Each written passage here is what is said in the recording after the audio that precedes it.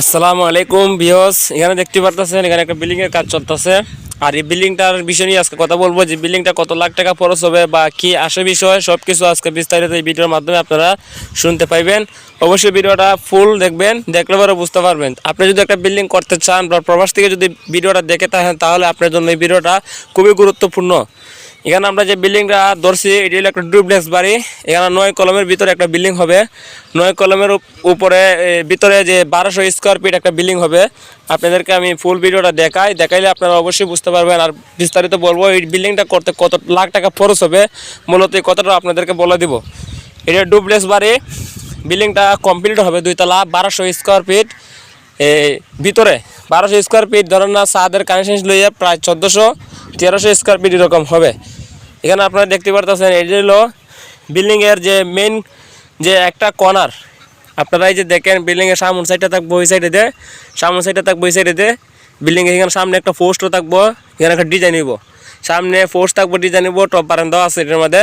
আবার উপরে তার আজকে 3টে টপ বারান্দা আছে, আর 3টে বেডরুম আছে, একটা ডাইনিং আছে, সুপার রুম আছে, আর রাউন্ড সিঁড়ি হবে ভিতরে। ভিতরে রাউন্ড সিঁড়ি হবে। ডুপ্লেক্স বাড়ি তো আপনারা জানেন, অ্যাভেলেবেল ডুপ্লেক্স যে বাড়িগুলো হয় ভিতরে বেশিরভাগই রাউন্ড সিঁড়ি হয়। আর এই নিয়ে আজকে আলোচনা করবো যে এই বিল্ডিংটার মধ্যে কত টাকা মোট খরচ হবে।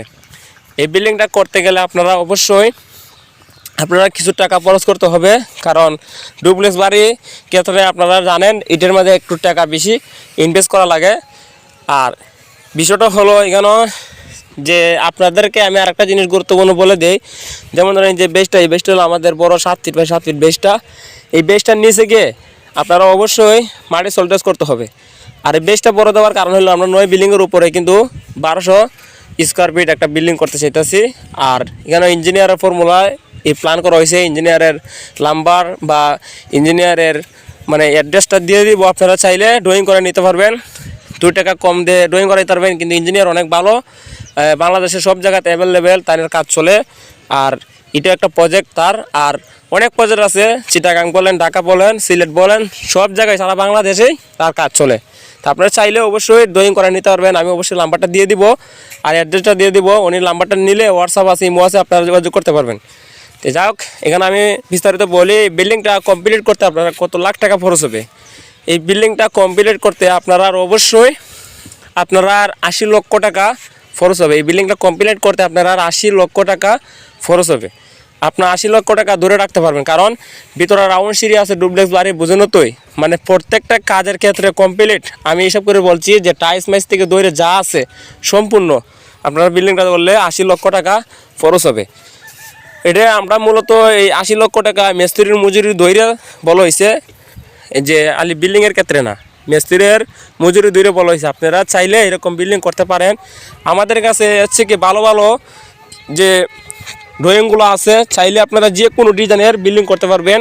এর থেকে সুন্দর সুন্দর ডিজাইনের বিল্ডিং আছে, যে ইঞ্জিনিয়ার সাহেবের সাথে কথা কইলে আপনারা বুঝতে পারবেন। একটা প্ল্যান করে নেবেন, প্ল্যান করে নিলে আপনার জন্য ভালো, কারণ একজন ইঞ্জিনিয়ার যখন একটা বিল্ডিংয়ের মধ্যে থাকবে তখন আপনার বিল্ডিংটার যে মা বাপ হলো একটা ইঞ্জিনিয়ার, কারণ এই ইঞ্জিনিয়ারটা আপনার বিল্ডিংয়ের দাঁড় বাই সব কিছু নেবে।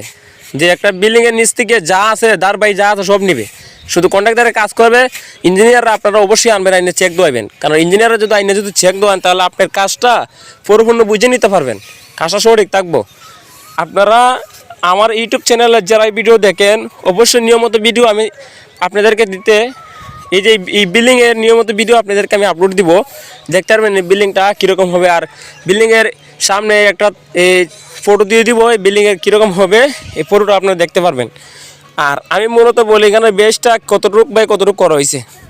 এই বেসটা হলো F1, সেখানে কোনো তার একটা হলো F1, ওই কোনো তার একটা হলো F1, 3টে F1, আর এটা হলো F2, এটা হইলো ওইটা হইলো F2।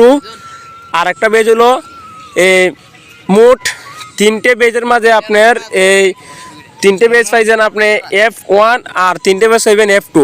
ওই মাইজে একটা F2, ওই মাইজে একটা F2, তাহলে কেন 2টে সরি কোনাতে একটা F2, 3টে F2, আর 2টো হইলো F3, 2টে, আর F4 হইলো একটা মাঝখানো।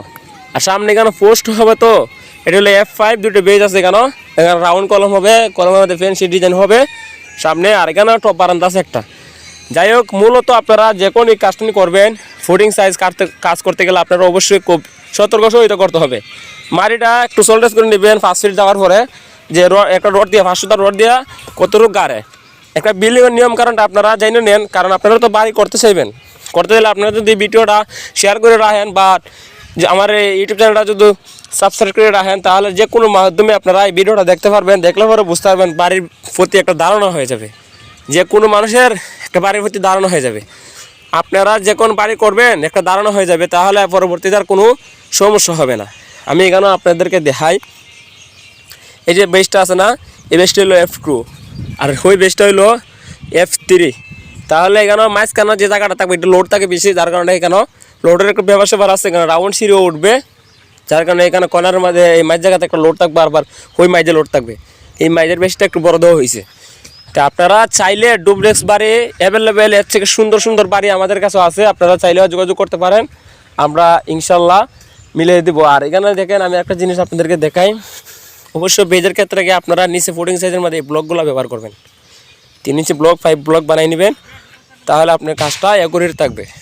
আজকের জন্য ভিডিওটা এখানে শেষ করলাম। সবাই ভালো থাকবেন। আসসালামু আলাইকুম রহমতুল্লাহি ওয়া বারাকাতুহু।